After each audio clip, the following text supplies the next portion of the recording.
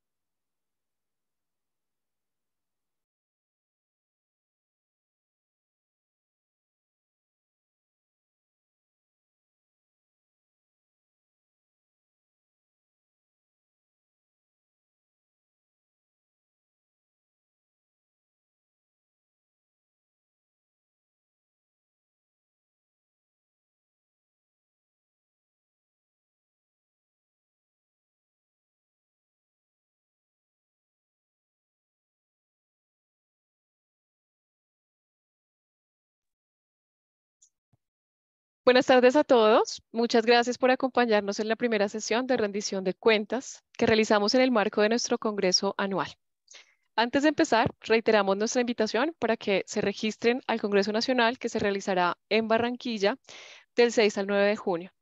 En esta edición tendremos una agenda robusta que inicia con el gran taller de alto leico programado para el 6 de junio, continúa con 4 visitas técnicas y una serie de charlas programadas para el miércoles 7. El jueves 8 estaremos en plenaria junto a algunos funcionarios de Congreso y reconocidos conferencistas. Y finalizamos el viernes con la sesión estatutaria. Para más información, los invitamos a que visiten la página web fedepalma.org/Congreso Palmero.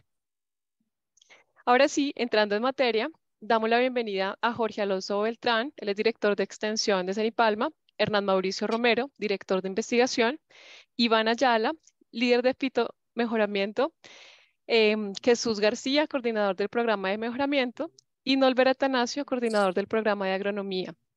Todos del equipo de Cenipalma, quienes nos acompañarán en esta tarde y van a hablar sobre el mejoramiento del estatus fitosanitario y productividad. Nuevamente, gracias por acompañarnos en este espacio y le doy la palabra a Alex Kuhlman, director general de Cenipalma. Adelante, Alex. Unas buenas tardes para todos.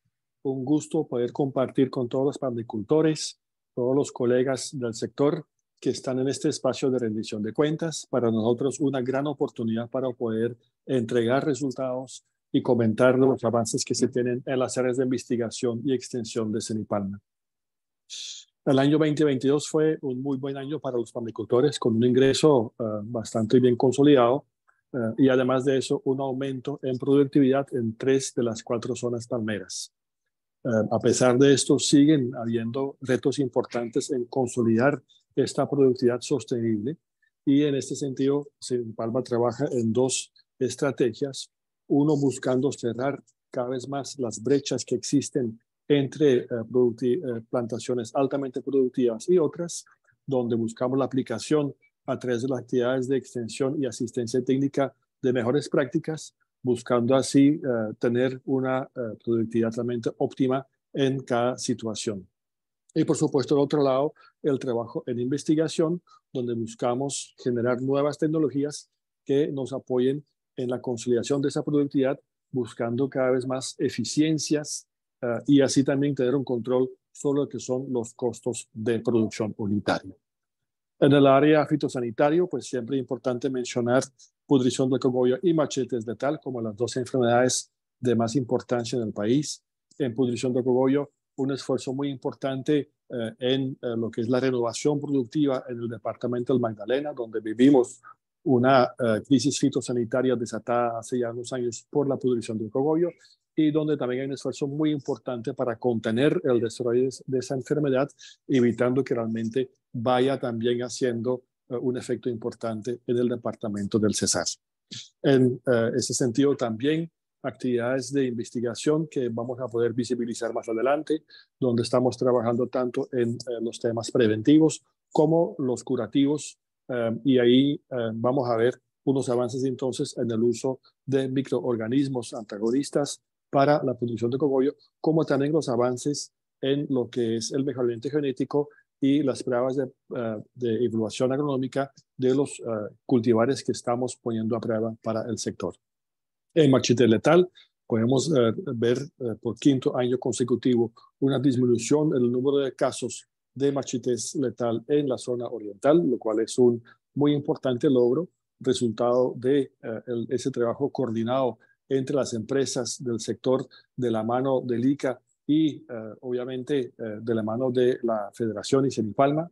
Acá también, a partir del conocimiento del agente causal descubierta en el año anterior, unos trabajos que hemos iniciado ya con el fin de avanzar en la detección y determinación de lo que pueden ser los diferentes vectores, como también otros aspectos relacionados con la mastitis letal.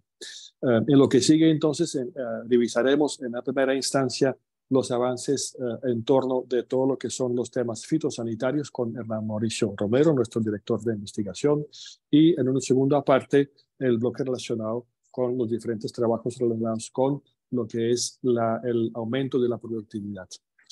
Y esto a cargo de Jorge Alonso Beltrán, director de extensión, así como de diferentes investigadores titulares en Cenipalma. Cedo la palabra entonces a Jorge Alonso, a Hernán Mauricio, para que iniciemos con el bloque de fitosanitario. Muchas gracias. Muchas gracias, Alex, y buenas tardes para todos. Bienvenidos a esta primera sesión de nuestro Congreso Palmero, en donde arrancamos con lo que es la rendición de cuentas de diferentes aspectos que se han ido realizando a través de la federación y que son importantes de cara a los diferentes retos de los cuales ya hemos escuchado por parte de Alex. Entonces, yo lo que voy a hacer es hablarles sobre lo que es, lo que ha sido los principales resultados de mejorar el estatus fitosanitarios para la palmicultura colombiana. Y este es brevemente lo que corresponde a el programa que voy a desarrollar, con una pequeña introducción y los avances y resultados por líneas de investigación y extensión, que si ustedes recuerdan es la forma como ya llevamos un par de años organizados alrededor de problemas y de retos y oportunidades de la palmicultura, en donde los asumimos y trabajamos desde las diferentes disciplinas para entregar a los palmicultores los productos que necesitan para ser más competitivos y sostenibles en la agroindustria. Lo primero que tengo que decirles es que las plagas y las enfermedades no dan tregua en la palma de aceite. Cuando nosotros pensamos que ya estamos saliendo de una, entramos en otra, y eso está, como les he dicho en otras ocasiones, relacionado con nuestra especial localización en el trópico, que nos ha hecho, como ustedes saben, un país megadiverso, y como les he dicho en otras ocasiones, megadiverso no solamente en aves, en flores, en animales, sino también en microorganismos, tanto benéficos como aquellos que pueden de alguna manera atacar a nuestros cultivos o incluso a nosotros o a los animales. En lo que hemos visto y lo que hemos estado haciendo en el año 2022, pues una de las cosas importantes ha sido el gestionar soluciones tecnológicas y políticas que garanticen la adopción de un manejo integrado de plagas y enfermedades, y de esta manera entrar a prevenir y a mitigar los principales riesgos fitosanitarios que enfrenta la palmicultura. En este caso, entonces tenemos vigilancia tecnológica de materiales genéticos y tecnologías para asegurar la sanidad del cultivo.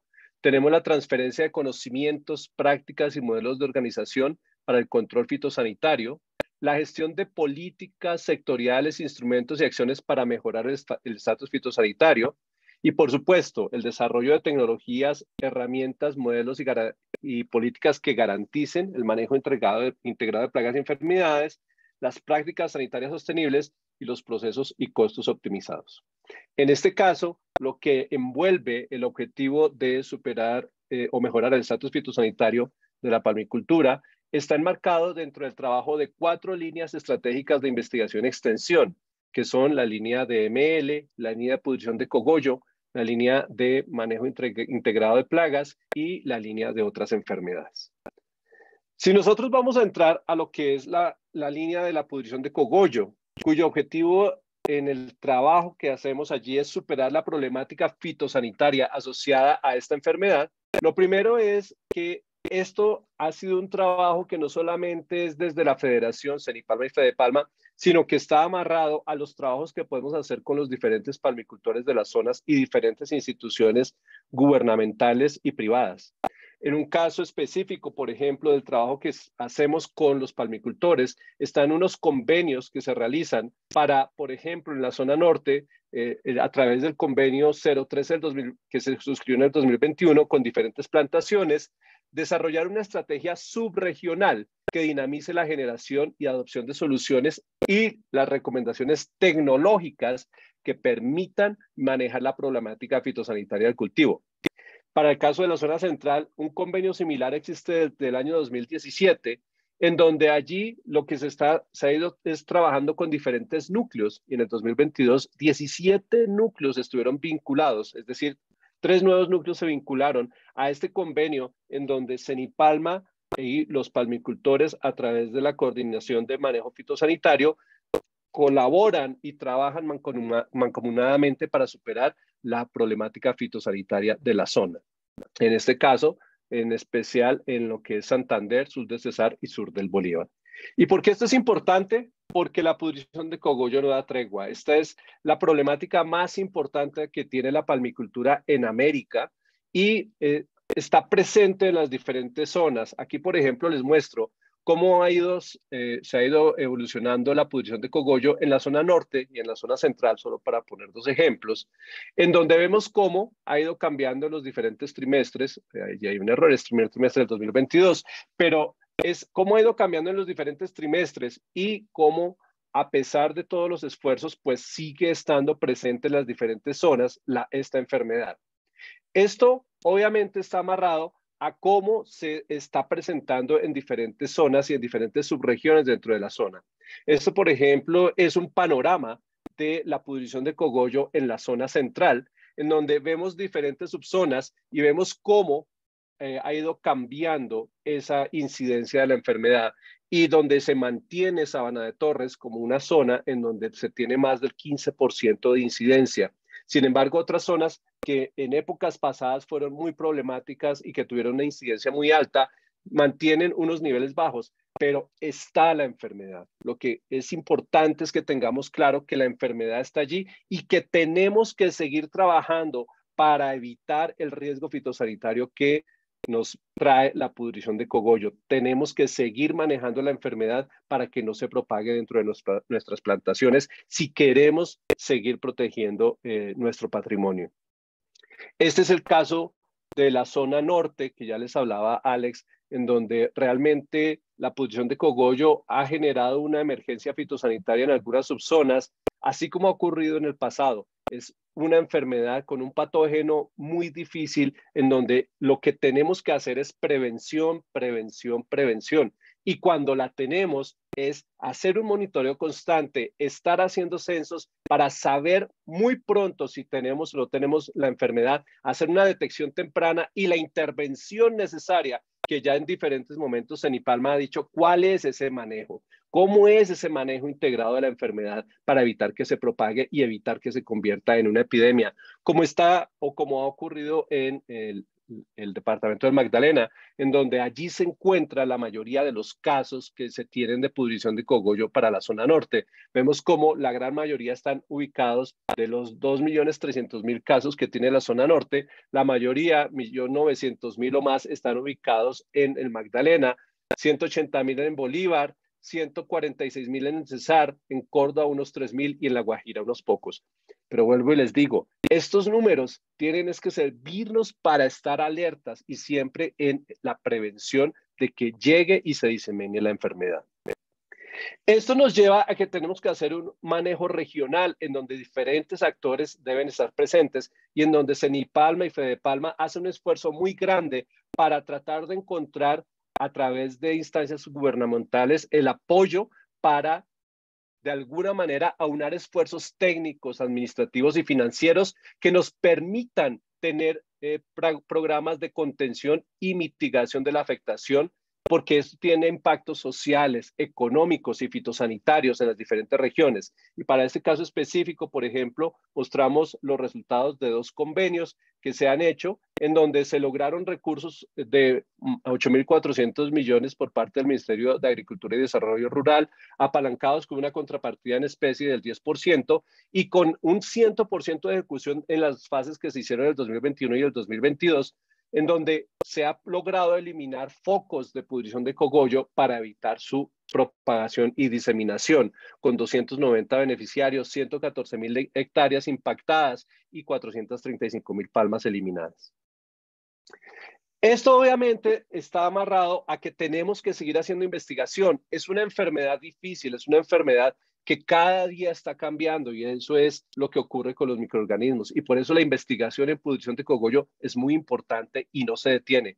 Diferentes avances, aprovechando nuevas tecnologías, nuevas herramientas que nos traen esos avances tecnológicos que tenemos a nivel mundial, estamos metiéndonos en desarrollar nuevas herramientas que nos permitan hacer diagnósticos tempranos, hacer manejos de la enfermedad y pensar en tener cada vez cultivares que sean resistentes a la pudrición del cogollo.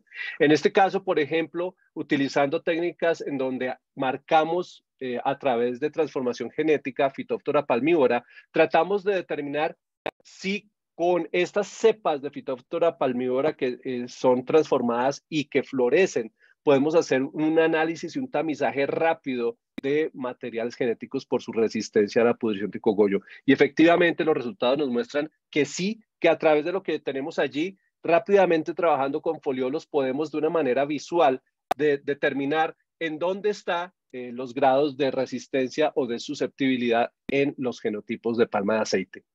Otras tecnologías importantes están amarradas ya al genoma. Nosotros sabemos que hoy tenemos la posibilidad de entender lo que ocurre con los individuos, con los organismos, con toda la vida de la Tierra, si podemos hacer las preguntas que necesitamos a los genomas, porque hoy tenemos la posibilidad de conocer el genoma de cada individuo, de cada planta, de cada especie. Entonces nosotros hemos estado trabajando en tratar de establecer cuáles son los genes que tiene Phytophthora que ocasionan la patogenicidad que hace que ataque a la palma de aceite, que la hace más o menos virulenta, pero de la misma manera tratar de determinar los genes responsables de la resistencia que puede tener la palma de aceite a Phytophthora palmivora, la agente causal de la pudrición de cogollo. Y por eso hemos trabajado bastante y los avances nos muestran ya un pool de genes que tenemos bien determinados y caracterizados y con los cuales en este momento estamos tratando de hacer algo que se llama validación funcional.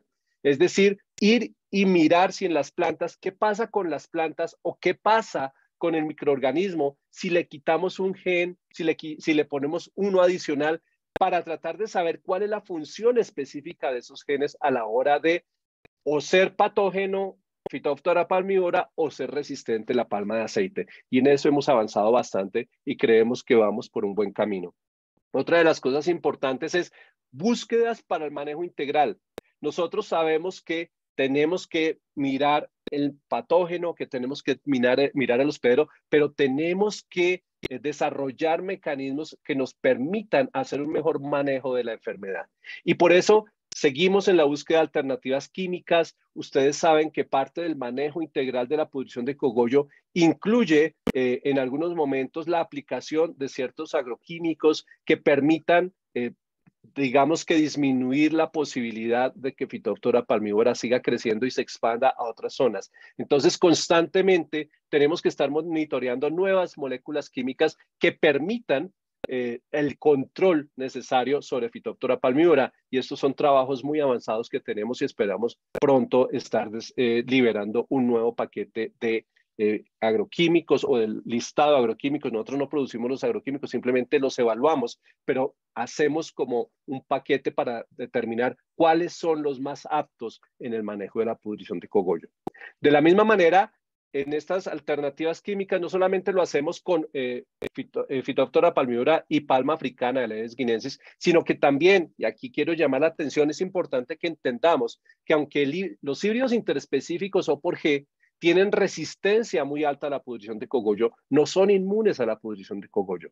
Ellos se enferman por pudrición de cogollo. Phytophthora palmivora puede atacarlos. Entonces tenemos que estar muy vigilantes con los híbridos interespecíficos, porque si bien podemos tener bajas afectaciones, podemos tener incidencias muy leves, eso no significa que en cualquier momento no pueda este patógeno cambiar, tener mutaciones, adaptarse mejor a los híbridos interespecíficos O por G y desarrollarse una epidemia, y eso es lo que no queremos. Entonces, tenemos que ayudarle a los híbridos para que mantengan su resistencia y que sean por varias generaciones una alternativa muy buena para contrarrestar los daños que nos ocasiona la pudrición de cogollo. Y por eso las alternativas químicas también las probamos con la PC Phytophthora palmivora en los híbridos interespecíficos O por G, y aquí tenemos simplemente cómo van cambiando con diferentes moléculas, como las diferencias en el área de las lesiones generadas por Phytophthora palmivora, y tenemos, como se dan cuenta, las moléculas T1, T2, T3, con unos resultados muy buenos en comparación con nuestro control, que son plantas que están expuestas a Phytophthora palmivora y que no son tratadas con estas moléculas químicas. Entonces, allí tenemos también una batería que estamos desarrollando para nuevas alternativas y control de la pudrición de cogollo. También no nos quedamos con las alternativas químicas. Uno de los trabajos más importantes que ya lleva varios años haciéndose en IPALMA es la búsqueda de alternativas biológicas a diferentes problemáticas, y la pudrición de cogollo es una de esas problemáticas en las cuales hemos venido trabajando. Y hemos identificado hongos, por ejemplo, del género Trichoderma, y también bacterias de diferentes géneros que tienen una acción en contra de Phytophthora palmivora y que pueden ayudar a contrarrestar los problemas de esta enfermedad. Entonces, nosotros ya hemos identificado, por ejemplo, 56 diferentes aislamientos de tricoderma que estarían relacionados y que estamos probando por su capacidad de hacer un control biológico de Phytophthora palmivora, trabajos que ya se están haciendo en CODACI, en Becerril, el COPEI y San Alberto.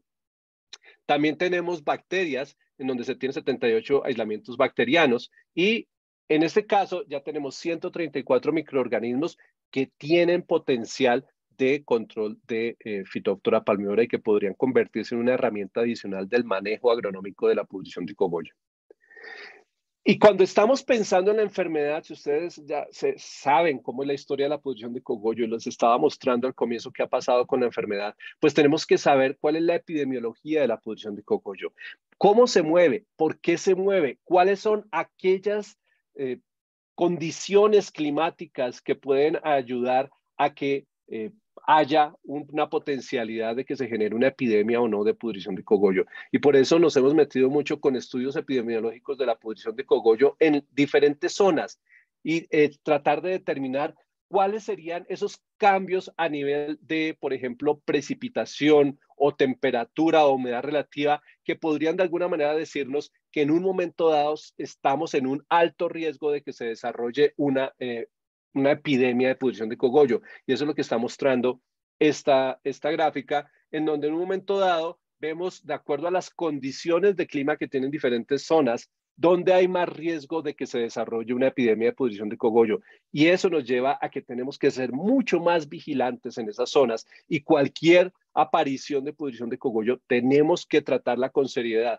porque en esas zonas que ustedes ven son los puntos rojos. Allí Phytophthora palmivora tiene unas condiciones ideales para multiplicarse y para atacar la palma de aceite. Y por eso, si ustedes ven, por ejemplo, en la zona suroccidental, sigue siendo de un alto riesgo de que Phytophthora palmivora ataque la palma de aceite. Afortunadamente, allí tenemos unos materiales genéticos que son resistentes a la pudrición de cogollo, y por eso tenemos que defender esa resistencia ayudándole a los híbridos interespecíficos con todo el paquete de manejo de la pudrición de cogollo que Cenipalma ya ha desarrollado hace mucho tiempo. Y una de las cosas muy interesantes que pasó el año pasado, por ejemplo, fue que los palmicultores de la zona suroccidental, juntamente con Cenipalma, han desarrollado un programa o un plan de manejo de la pudrición de cogollo en los híbridos interespecíficos o por G, que no es para que nos alarmemos y nos asustemos de que hay pudrición de cogollo en los híbridos, es simplemente para que veamos que es una realidad y sepamos que hay una alta resistencia a la pudrición de cogollo en los híbridos, pero que tenemos que ayudarle a estos materiales genéticos. Adicionalmente, pues si tenemos los híbridos interespecíficos o por ejemplo con resistencia, tenemos que todo el tiempo estar pensando en desarrollar nuevos cultivares que ojalá tengan resistencia a la pudrición de cogollo. Y por eso Cenipalma, a través de su programa de mejoramiento genético, uno de los trabajos más importantes que ha hecho es el identificar posibles progenitores que confieran resistencia a la pudrición de cogollo a lo que serían ya unas progenias que estamos probando. Entonces, uno de los hitos más importantes de los últimos años de Cenipalma ha sido el iniciar con pruebas de evaluación agronómica, en donde llevamos ya cruzamientos producto del programa de mejoramiento genético de Cenipalma a las diferentes zonas para tratar de determinar si lo que estamos generando allí tiene un potencial, por ejemplo, de que sean palmas enanas, que puedan tener ciertas características agronómicas que sean ideales para ciertos sitios en Colombia, y eso sería la prueba de evaluación agronómica número 1 que estamos llevando ya a los palmicultores y que algunas ya se están sembrando en campo. La prueba de evaluación agronómica número 2 son clones que, de acuerdo a trabajos que hemos hecho en Tumaco, muestran que pueden tener un gran potencial de ser palmas africanas Elaeis guinensis con alta resistencia a la pudrición de cogollo. Una prueba de evaluación agronómica número 3, que es nuevos cultivares de híbridos interespecíficos O por G con características mejoradas de producción de aceite, de calidad de aceite, y ojalá con una muy buena resistencia a la pudrición de cogollo. Y una última PEA, la prueba de evaluación agronómica número 4, en donde hemos identificado unas palmas en la colección Angola de Cenipalma que potencialmente tienen resistencia a la pudrición de cogollo y entonces las estamos cruzando con polen también de cenipalma para generar progenies que creemos pueden tener una alta resistencia a la pudrición de cogollo. Una vez tengamos los resultados de estas pruebas de evaluación agronómica, vamos a poder entonces generar semilla comercial que será entregada a los palmicultores con las características que estamos mostrando allí. Y como se dan cuenta, 3 de las 4 pruebas están dedicadas específicamente a la búsqueda de resistencia a la pudrición de cogollo.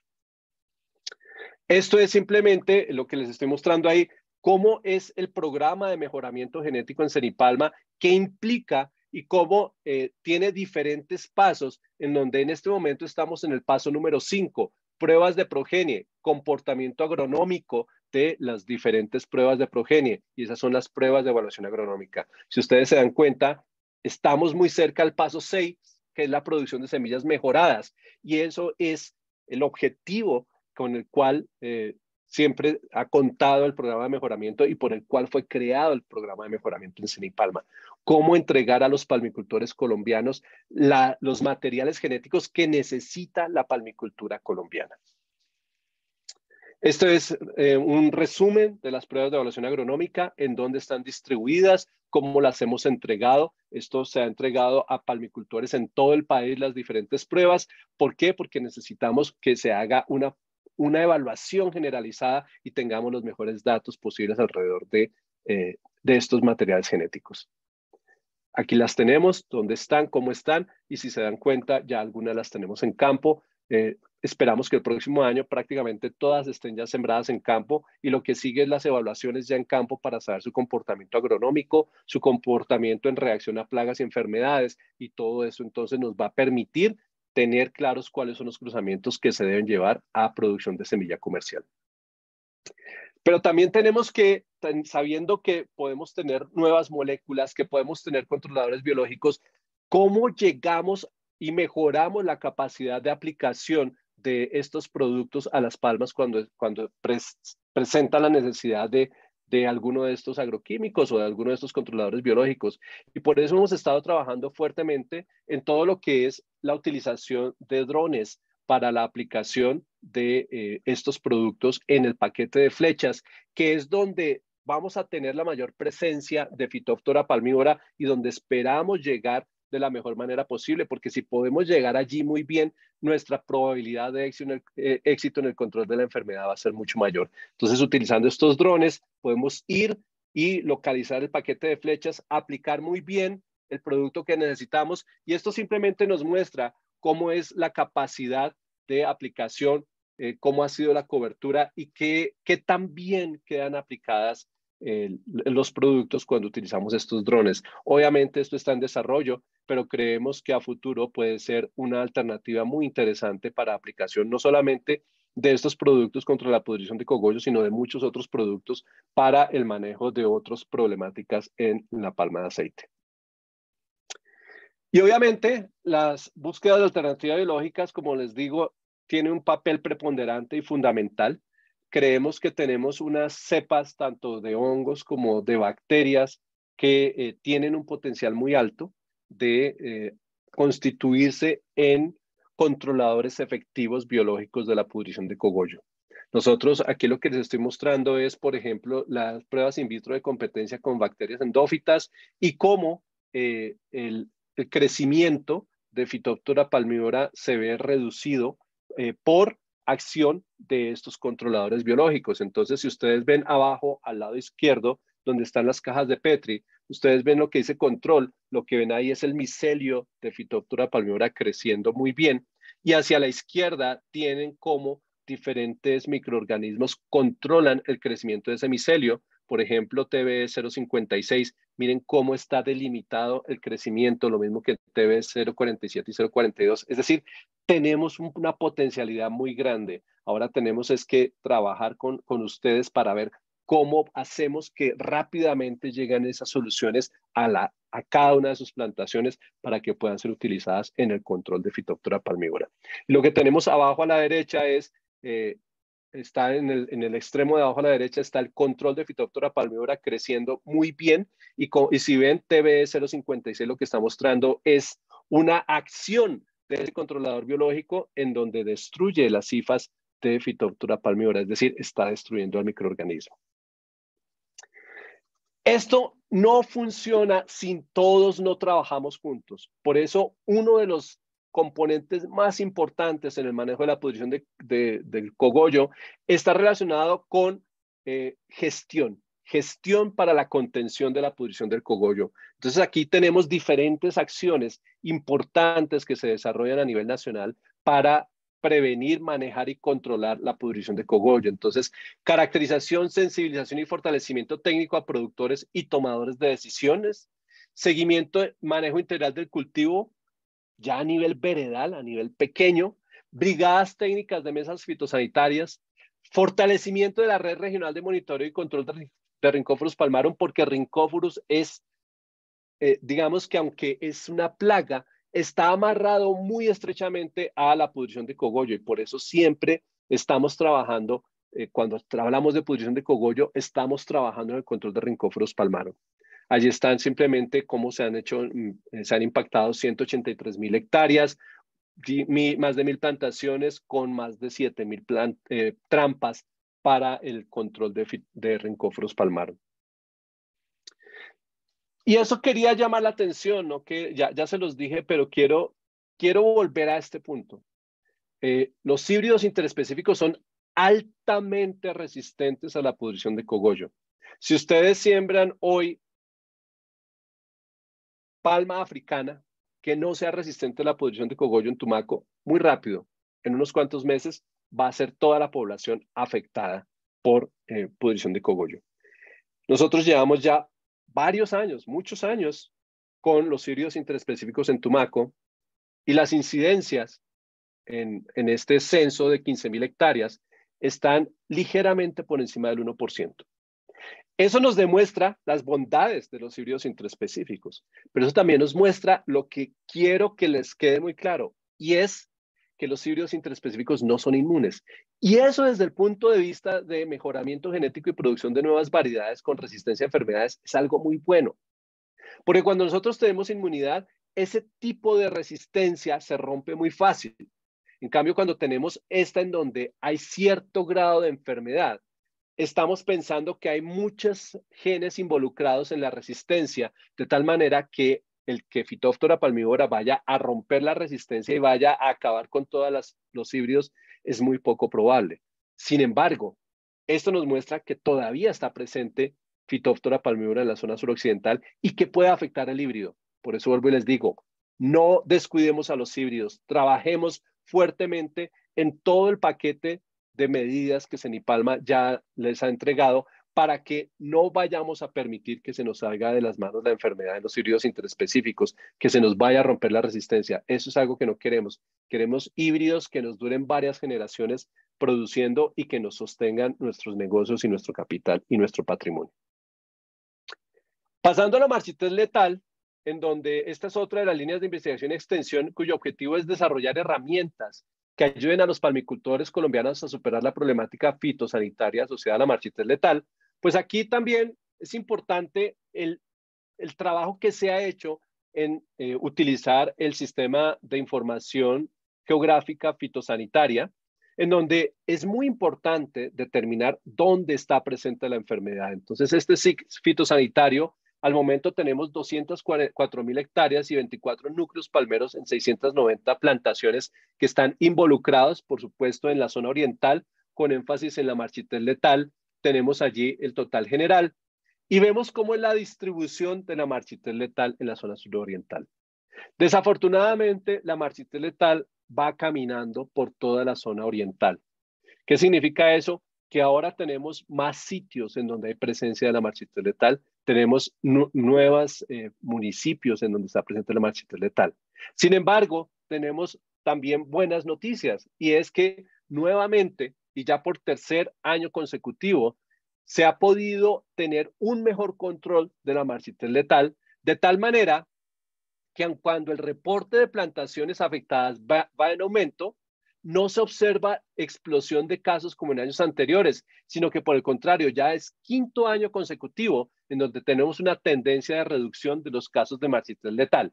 Esto es bien importante porque significa que las acciones que se han tomado en conjunto con los palmicultores, que están, digamos, configuradas en los que se llaman los principios básicos del manejo de la enfermedad de la marchita letal, en donde todos hemos trabajado en definirlos, eso está funcionando y debemos continuar con ese trabajo. Debemos seguir vigilantes y utilizando esos principios porque eso nos va a permitir controlar la enfermedad como lo estamos viendo. La enfermedad se va a seguir moviendo porque está un patógeno que encuentra un hospedero que tiene susceptibilidad y que en este caso tenemos además un vector que lo puede mover. Pero no significa que estemos como hace 10 o 15 años en los cuales era muy difícil controlar la explosión de casos. En este caso, o ahora podemos lograr disminuir el número de casos, es decir, las acciones que se han ido emprendiendo por parte de los palmicultores han tenido un éxito muy grande. Sin embargo, tenemos que seguir trabajando en la enfermedad. Sabemos que es una enfermedad letal. Uno de los impactos más grandes que ha tenido Cenipalma es determinar cuál es el agente causal de la marchitel letal. Sabemos que es Liberibacter, una bacteria que se aloja en el floema y que fue determinada e identificada por técnicas modernas de biología molecular, en donde pudimos detectar a esta bacteria a través de digamos que de su huella molecular que tiene. Esto es muy importante porque estas bacterias que viven dentro de los tejidos de la planta y específicamente en el floema son parásitos obligados. ¿Qué quiere decir eso? Que es muy difícil que sobrevivan si no están estrechamente ligadas al sitio de la planta donde normalmente viven.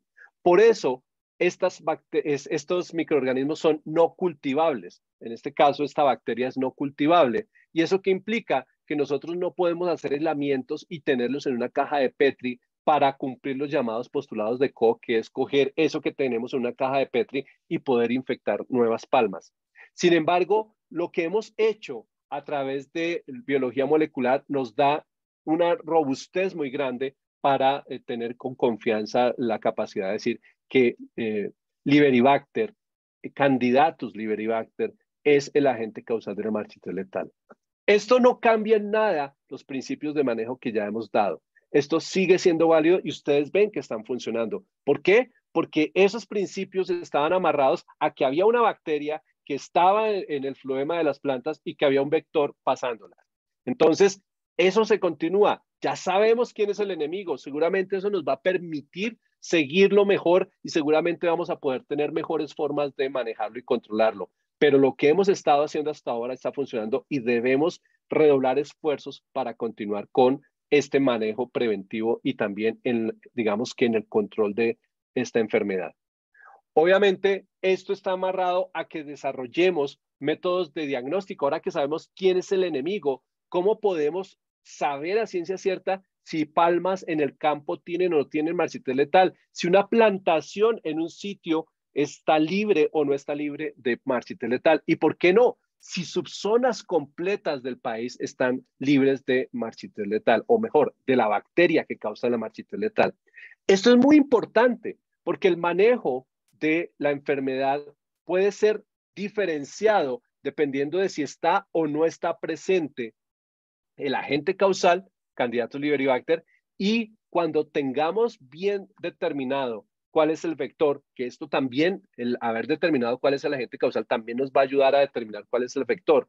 Entonces, la presencia del agente causal y del vector nos van a llevar a un tipo de manejo, pero en zonas donde haya exclusión tanto del vector como del agente causal, seguramente los manejos que podemos hacer son diferentes. Entonces, ese tipo de trabajos son importantes y por eso hemos continuado en estandarizar de la mejor manera posible y tener las mejores metodologías para determinar si una planta tiene o no tiene la presencia de la bacteria Candidatus Liberibacter. Y es lo que les estoy mostrando en esta diapositiva, en donde hemos logrado a través de dos metodologías diferentes, una que se llama PCR en tiempo real o PCR cuantitativo y otra que se llama PCR digital. Hemos logrado llevar a buen término, digamos que la estandarización de unas metodologías para la detección del agente causal de la marchitel letal. Estamos ya en las últimas pruebas y esperamos ya este año tener ya un digamos, un diagnóstico molecular bien robusto que nos permita hacer esa detección a nivel nacional como queremos hacer. Y obviamente tenemos que trabajar con el vector. Seguimos ya con esas metodologías que les mostré, podemos empezar a mirar si nuestro candidato vector, que es Aplaxius crudus, es o no es, pero también podemos preguntarnos si hay otros insectos posibles vectores. Pero mientras tanto, nuestro digamos que vector que hemos venido trabajando durante mucho tiempo es Aplaxius, y hemos seguido trabajando, por ejemplo, en cómo controlar Aplaxius. Y en este caso, estamos mostrando cómo es la relación de Aplaxius crudus con diferentes cultivares de palma de aceite. Esto es importante, ¿por qué? Porque si Aplaxius crudus se mantiene como el vector de la marchites letal, lo que estamos teniendo acá es una diferenciación entre cultivares en donde Aplaxius crudus tendría una preferencia diferencial por ciertos cultivares, y además veríamos cómo Aplaxius crudus es capaz de sobrevivir mejor en ciertos cultivares y en ciertos cultivares no. Entonces lo que tenemos allí es el porcentaje de supervivencia de adultos de Aplaxius crudus en días, tiempo en días, y si ustedes se dan cuenta, hay algunos cultivares en donde Aplaxius muere mucho más rápido, es decir, su supervivencia es menor, entonces tendría una tasa media de supervivencia, por ejemplo, en algunos casos de 7 o 8 días, mientras que en otros cultivares, por ejemplo, en esos cultivares como el T5, entonces vamos a tener que el porcentaje de supervivencia de Aplaxius crudus es mayor, es decir, que en esa palma él logra vivir mejor. Y eso nos va a permitir tener claridad sobre cómo enfrentarnos a la marchites letal con un manejo diferencial del vector. Una de las cosas importantes que arrancamos el año pasado fue el tratar de establecer un programa de mejoramiento genético hacia la obtención de cultivares resistentes a la marchites letal. Ustedes saben que el mejoramiento genético en palma de aceite es de largo aliento, se demora. Entonces, entre más rápido empezáramos, mejor. Teniendo ya la claridad de cuál es el agente causal, entonces tenía todo el sentido iniciar un programa de mejoramiento, y el año pasado arrancamos. Esta es simplemente las diferentes actividades que vamos a llevar a cabo en el tiempo. Si ustedes se dan cuenta, son tiempos que nos estamos midiendo en décadas, pero así es como funciona palma de aceite. Lo que hoy estamos teniendo como pruebas de evaluación agronómica es lo que empezamos a sembrar en el año 2003, es decir, ya estamos 20 años después en nuestras pruebas de evaluación agronómica. Esperamos que con marchites letal sea mucho más rápido y podamos tener una liberación de cultivares resistentes a la marchites letal mucho más rápido de lo que vamos a lograrlo con pudrición de cogollo. En la línea de otras enfermedades, en donde el objetivo es superar la problemática fitosanitaria asociada a enfermedades de la palma de aceite que sean diferentes, por supuesto, a la pudrición del cogollo y la marchites letal. Aquí sí el abanico es muy grande porque ustedes saben, como les decía al comienzo, hay una explosión muy grande de las diferentes enfermedades que van apareciendo en la palma de aceite, tanto en palma africana como en el híbrido interespecífico. ¿Por qué? Acá solamente para mostrarles, por ejemplo, algunas pudriciones de estípite, en donde hay diferentes sintomatologías que pueden ver allí, secamiento foliar y clorosis en las hojas del tercio superior, en A y B. En C tenemos la pudrición del estípite a 1 metro de altura aproximadamente. Esta sería una pudrición alta del estípite. Un daño a nivel interno del estípite, áreas de color marrón, eso sería en D, las áreas de color marrón claro rodeadas de zonas irregulares y oscuras, eso es algo que es típico de las pudriciones de estípite, y eso obviamente afecta a diferentes cosas, y por ejemplo en E vemos raíces adventicias en la zona del daño y la presencia de un basidiocarpo, que sería el hongo responsable de esta pudrición. Tenemos en el híbrido también la aparición de nuevas pudriciones. Esta es la reciente aparición de casos de pudrición de estípite en cultivares híbridos o por G. Allí se está presentando. Entonces también tenemos que hacer un seguimiento a esta enfermedad y empezar a trabajar en su manejo y control. Y este, por ejemplo, es la pudrición blanca del fruto en híbrido, en donde en A y B vemos el desarrollo de micelio y estructuras de resistencia del microorganismo asociado. En C vemos las estructuras de resistencia de color marrón a negro, denominadas esclerosios, y en D vemos ya el aislamiento correspondiente al microorganismo que causa esta enfermedad. Ese es uno de los grandes logros de Cenipalma también.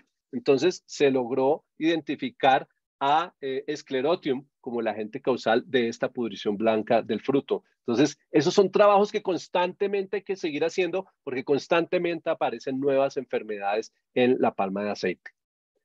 Y entonces, ¿qué tenemos que hacer?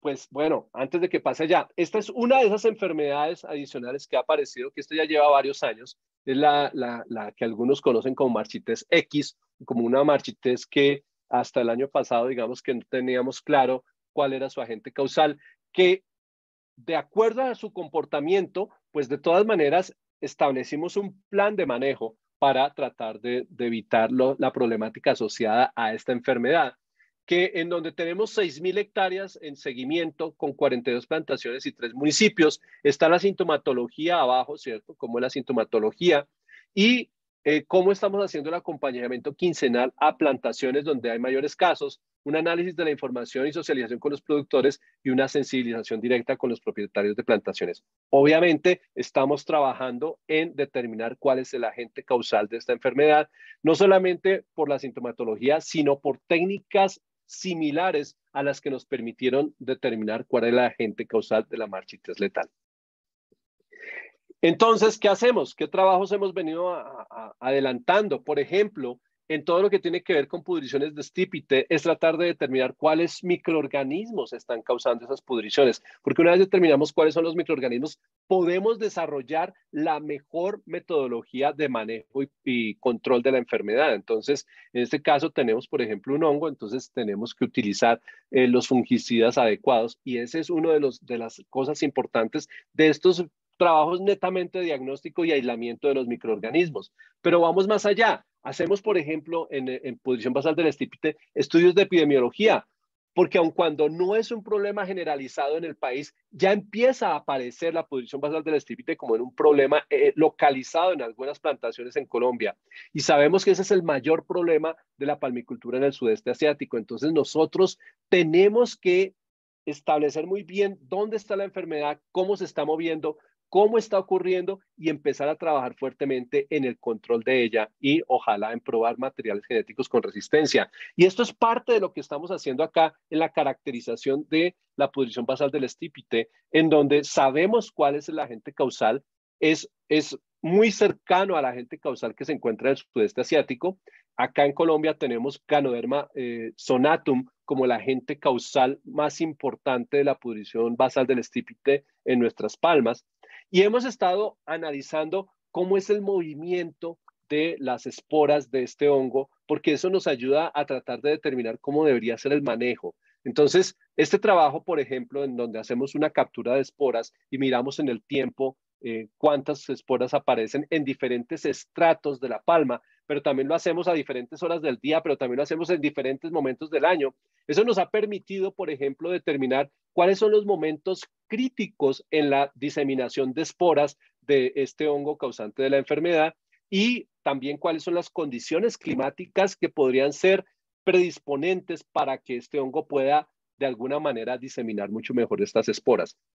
En este caso, una de las cosas que encontramos es que el hongo, si bien disemina las esporas desde abajo, donde están los bacidocarpos, realmente las esporas logran moverse incluso hasta 10 metros de altura. Entonces, eso nos lleva a pensar, bueno, ¿cómo deberíamos hacer el manejo de estas plantas una vez detectamos que están enfermas? Además, sabemos en qué momentos, a qué horas del día se presenta la mayor liberación de esporas. Entonces, es lo que tenemos en las gráficas de la derecha, donde tenemos los conteos de esporas a diferentes horas del día y de la noche, y entonces vemos que realmente entre las 8 de la noche y las 8 de la mañana es el momento de mayor liberación de esporas. Entonces eso nos va a permitir, como les digo, mirar cómo desarrollamos estrategias de manejo y control. Obviamente, parte del control es el utilizar y buscar sustancias químicas que controlen o utilizar, ¿por qué no? Digamos que controladores biológicos. Pero lo primero que tuvimos que ser capaces de hacer fue ser capaces de infectar las palmas con Ganoderma para saber que sí teníamos un método de inoculación y después poder probar diferentes biocontroladores, que es lo que está al centro abajo, vemos las fotos de los estípites. En la línea de arriba vemos estípites en donde no se ha aplicado ningún biocontrolador, y en la línea de abajo vemos los estípites en los cuales se aplicó el biocontrolador. Sabemos que tenemos un muy buen método de inoculación, de tal manera que los resultados que estamos viendo allí, en donde no se dio el desarrollo de la enfermedad pudrición basal del estípite, fueron dados por esos controladores biológicos que ya hemos identificado y que tienen un potencial muy alto para el manejo de esta enfermedad. Es lo mismo que estamos haciendo, que hicimos para pudrición de cogollo, lo acabamos de ver para pudrición basal del estípite, y también hay otras enfermedades en donde estamos metiéndonos mucho en el control biológico. Entonces esta es Pestalotiopsis, en donde de la misma manera como hemos hecho con los otros, entonces buscamos controladores biológicos que permitan que no crezca el hongo Pestalotia, y entonces lo que tenemos es el porcentaje de inhibición del crecimiento, diferentes aislamientos, cómo se inhibe el crecimiento del hongo, y a mano derecha abajo vemos una caja de Petri donde se tiene un controlador que inhibió completamente el crecimiento del hongo. Es decir, que allí también tenemos unos biocontroladores muy promisorios que esperamos estar entregando pronto a los palmicultores. Y bueno, en el término de plagas, pues igual que con las enfermedades, están siempre presentes. La cosa con las plagas es que tienen ciertas dinámicas en donde a veces están, a veces no, pero en donde realmente una herramienta muy importante que nosotros tenemos que tener siempre es el manejo por control biológico de las plagas. Es lo mejor que podemos hacer, utilizar biocontroladores. Y ese ha sido como el espíritu de el manejo integrado de plagas de Cenipalma, es buscar en lo posible controladores biológicos. Claro, es un manejo integrado, no significa que nunca vamos a usar un manejo químico. A veces es necesario tener un manejo químico, pero esperamos poder contar con cepas que nos ayuden a controlar las plagas, las diferentes plagas que hay en el país. Y en este momento tenemos un cepario de diferentes cepas de biocontroladores que están pasando ya los 300 biocontroladores, y es uno de los, digamos, que de los bienes más importantes que tiene la palmicultura colombiana en este momento, y es ese cepario, ese banco de cepas de Cenipalma, de biocontroladores, porque tienen el potencial de convertirse en productos que van a tener los palmicultores en sus plantaciones para controlar plagas y enfermedades, como les he estado mostrando. Y obviamente la dinámica de los insectos pues implica que sean muchos los insectos que en un momento dado se pueden volver insectos plaga. Algo que este año no es plaga, el próximo año se puede disparar simplemente por el cambio climático, por ejemplo, por cambios en los regímenes de lluvias amarrados al cambio climático, por aplicaciones de algún agroquímico cercanas, por cambios en ecosistemas cercanos. Cualquiera de estas cosas puede disparar plagas en nuestros cultivos, y por eso siempre toca estar vigilantes a la aparición. No dejar que crezcan las poblaciones de un insecto, porque una vez empiezan a crecer vamos a tener problemas de que pueden realmente arrasar con una plantación. En este caso, por ejemplo, vemos a Upalamides, que se encuentra ampliamente distribuido con poblaciones crecientes, y este es el tipo de trabajos que tenemos que hacer entre Cenipalma y los palmicultores, hacer ese monitoreo constante de las plagas, y esperamos tener dentro del fitosanitario muy pronto un manejo robusto de la dinámica de las diferentes plagas en las diferentes regiones. Entonces aquí vemos cómo se ha ido incrementando los niveles de Upalamides en la zona oriental, y esto que hoy se llama Upalamides en la zona oriental, hace unos años era Opsifanes en la zona suroccidental, y es Leptofarsa en la zona central, etcétera, etcétera. Entonces tenemos que siempre estar pendientes de esto, y por eso Cenipalma siempre está trabajando en búsqueda de controladores biológicos. Y obviamente esa gestión fitosanitaria incluye el que tengamos capacitaciones constantes todo el tiempo. Y estamos, por ejemplo, para el caso específico de Upalamides, cuando se convierte en un problema, intensificamos los eventos de capacitación sobre el manejo de esta plaga. Entonces aquí está simplemente una muestra de todos esos eventos para que los palmicultores tengan la información y sepan cómo manejar esta plaga. Muchos avances científicos en esta área, muy amarrados a colecciones biológicas, a ciclos biológicos, a entender las plagas y a la búsqueda de controladores biológicos. Entonces aquí simplemente el ciclo de vida de diferentes insectos, ¿cierto? En este caso, no solamente hablamos de plagas, sino que también tenemos polinizadores. En este caso tenemos el ciclo de vida de Camerunicus, ¿cierto? Y el ciclo de vida del otro, de Mistrop, ¿cierto? Que es el otro polinizador de la palma de aceite, porque eso también lo tenemos que conocer. Tenemos que saber cómo es la dinámica de los polinizadores, porque los polinizadores son muy importantes para la polinización de la palma de aceite africana. Entonces, esto es parte del trabajo que hacemos y trabajos similares los hacemos con los insectos plagas, como por ejemplo saber cuáles son la biología y enemigos naturales de Brazolis granadensis, el ciclo de vida y dinámica poblacional de Fovetron, etcétera, etcétera, etcétera. Siempre entendiendo cuál es la dinámica de los insectos y buscando los controladores. En este caso, por ejemplo, es Demotispa neiviae, cómo afecta los cultivares híbridos O por G, y eso está amarrado a que estamos desarrollando un biocontrolador para Demotispa, que esperamos que esté pronto también en sus manos.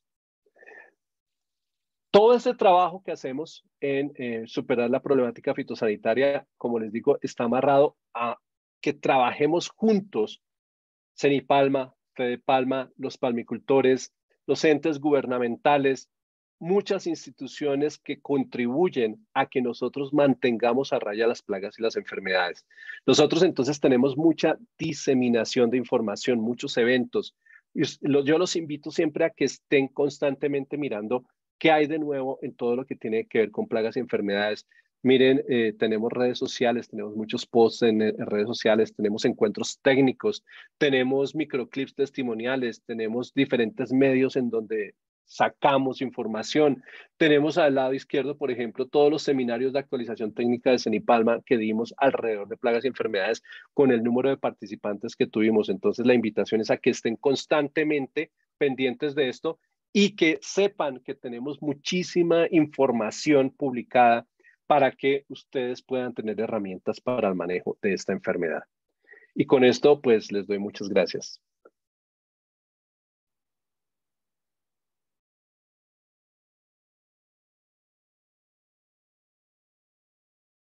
Bueno, yo ya terminé mi presentación, entonces no sé quién sigue.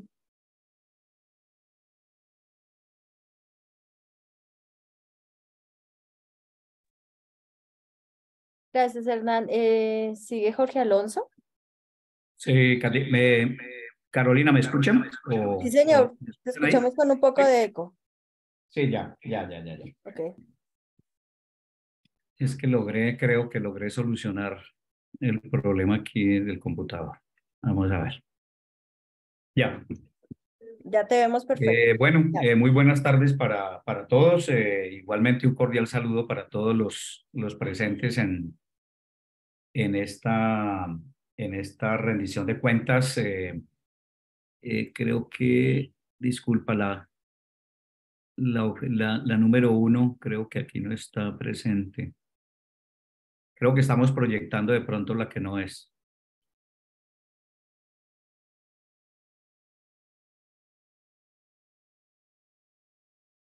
De todas maneras, para ir avanzando, pues en este objetivo estratégico que tiene que ver con el incrementar la productividad y optimizar los costos de producción, en esta objetivo estratégico básicamente tenemos una inversión en la dirección de investigación, la dirección de extensión. En la dirección de investigación tenemos varias líneas de investigación y extensión como son el híbrido, como son agua, como es nutrición, procesamiento y valor agregado. Igualmente tenemos optimización de procesos y en la dirección de extensión tenemos la línea de adopción tecnológica participativa. En cada uno de ellos, como muestra la gráfica, pues tenemos esa generación y validación de híbridos O por G competitivos y sostenibles. En la de agua está la generación y adaptación de cultivares y tecnologías para el uso y manejo sostenible del agua. En nutrición tenemos la generación y adaptación de cultivares y tecnologías para el manejo sostenible de la nutrición de la palma. generación y adaptación de tecnologías en procesos eficientes y eficaces y procesamiento de aceites y generación de valor. Generación y adaptación de tecnologías para el incremento de la eficiencia económica en los procesos productivos y la línea de formación y transferencia de asistencia técnica y adopción de mejores prácticas. Esto es digamos, el contexto general del objetivo sectorial. La siguiente. Dentro de esta presentación tenemos dos grandes componentes, uno que tiene que ver con la generación de tecnologías más productivas y al final está la transferencia de tecnología. Esta presentación la vamos a hacer a varias voces y la línea del híbrido O por G estará a cargo de Iván Mauricio Ayala. Adelante, Iván. Gracias, Jorge. Muy buenas tardes para todos. Gracias por acudir a este gran evento de rendición de cuentas. Hoy les vamos a presentar algunos de los hitos y logros de la línea híbrido que me corresponde el 2022. Siguiente. Uno de los grandes hitos fue el estudio de las bases genéticas de los genes involucrados en la partenocarpia inducida con el ácido naftalenacético, donde se encontraron a través de estudios de coexpresión genética y expresión de genes, estos genes clave, estos genes maestros que están dominando la partenocarpia.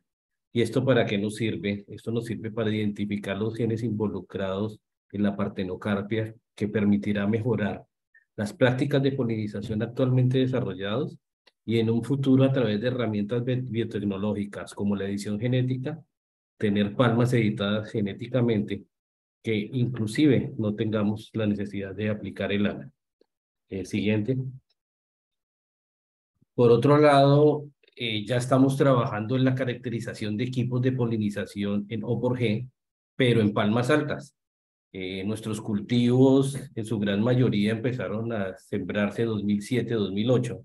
Sin embargo, tenemos algunas plantaciones de más de 15 años de edad, donde tenemos la oportunidad de adelantarnos en el tiempo y poder evaluar y tener esta línea base. Este fue los primeros avances de este trabajo, de cómo sería la polinización cuando se nos crezcan las palmas, y que encontramos que a medida de que las palmas son más altas, es muy difícil la identificación y la aplicación tanto interna y basal de los racimos se dificulta. Entonces tenemos que trabajar en estos equipos que logremos llegar a estos puntos, y que la descarga no es homogénea en el tiempo, que la descarga es muy variable, y de la descarga de la cantidad de producto y concentración del mismo depende también una aplicación de calidad.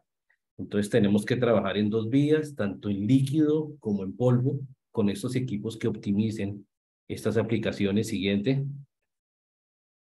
En este sentido también con palmas de más de 5 metros de altura, estas palmas híbrido ya de mayor edad, se realizaron estudios de tiempos y movimientos de la labor de polinización, y se encontró que hay dos labores que son clave, que comprenden el 60% del total de la jornada, que son el desplazamiento para la búsqueda de las inflorescencias con un 37% del tiempo, y la labor de destape.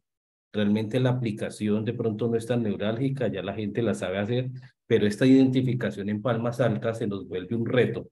Entonces, no solo mejorar los equipos, sino mejorar la apertura y la identificación de estas palmas. Siguiente. Como trabajos también del 2022 realizamos algunas prácticas que están realizando algunos palmicultores, como es la aplicación de polen, seguido de aplicaciones de ana-ana, y encontramos que en la mayoría de posibles formas de aplicación lo hicimos de forma líquida, lo hicimos de forma en polvo. En la mayoría de escenarios tratados hay un gran porcentaje de frutos normales que no presentan almendra. Recuerden en trabajos previos que Cenipalma encontró que cuando se realizan las mezclas hay una inhibición del polen, y en este caso puede estar ocurriendo algo similar, porque un gran porcentaje de los racimos presentan frutos normales sin almendra, o sea, racimos vacíos o heteroparterocárpicos.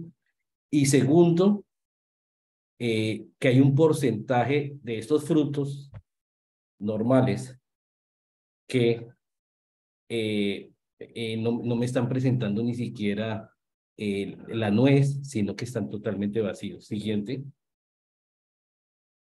Cuando ya se hacen los análisis de racimo, encontramos que definitivamente la aplicación de 3 veces ANA, que estamos viendo aquí de 29% es de forma líquida en comparación con el resto de los tratamientos, sigue siendo superior. Sin embargo, la aplicación de polen ANA permite la recuperación de algunos frutos normales. Sin embargo, lo llamamos con valores marginales, pero posiblemente suficientes para el procesamiento de racimos en la planta. Y estos son trabajos que ya están desarrollando del lado de plantas de beneficio. Siguiente. Con respecto a las áreas sembradas, tenemos unas áreas nuevas, de acuerdo a Hernán Mauricio les mostró las amenazas de PC, los riesgos y las realidades con esta enfermedad en la zona norte. Entonces tenemos un recambio de guinensis que está siendo reemplazada con híbrido.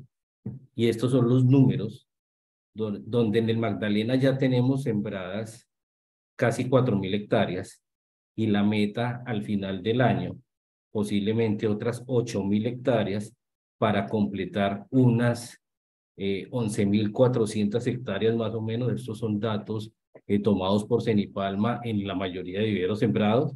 Sumado a la zona norte está la parte de Antioquia, del Urabá, y hay una porción que sigue en crecimiento del Cesar. Entonces estamos hablando de una zona que hoy en día, a final del año, va a ser mucho más grande que lo que tenemos hoy en Tumaco. A partir de esto, es un cultivo nuevo con los palmicultores y con el conocimiento que ya tenemos del híbrido. Es un recorrido de casi 15 años de desarrollo de tecnologías. Se han desarrollado capacitaciones en punto óptimo, en polinización, en agronomía, en riegos, etcétera, etcétera, donde hemos tenido, ustedes ven estos datos acá en la parte baja derecha, del levantamiento de la línea base, talleres presenciales y virtuales, con una gran cantidad de asistencia por parte de las plantaciones. Siguiente. Siguiente, Mauro. ¿Y esto qué nos permite? Nos permite realizar planes estratégicos de asistencia técnica. Esto es un ejemplo para la zona del Magdalena. De acuerdo a las necesidades, de acuerdo a las futuras hectáreas, ustedes pueden ver los números abajo, es cuánto híbrido se va a sembrar. Este es el híbrido potencial que se iría a sembrar con los proveedores y los días de campo que se están generando y se van a generar de acuerdo a las necesidades de cada uno de los núcleos. Gracias. Continuamos con Jesús Alberto.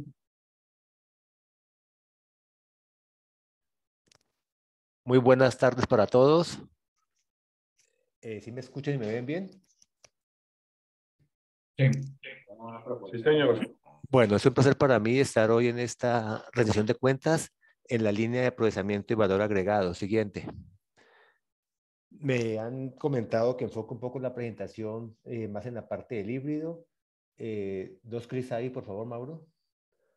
Entonces, ustedes ven en el video una prensa exprimiendo, digámoslo así, frutos eguinensis, y a la derecha en el centro una prensa que no puede exprimir estos frutos.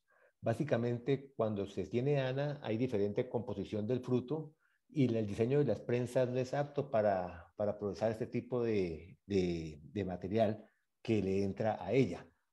Consecuentemente, tenemos pérdidas de la capacidad y pérdida de aceite porque toca aumentar ese nivel de sólidos en la prensa para poder que haga su trabajo como debe hacerlo. Siguiente.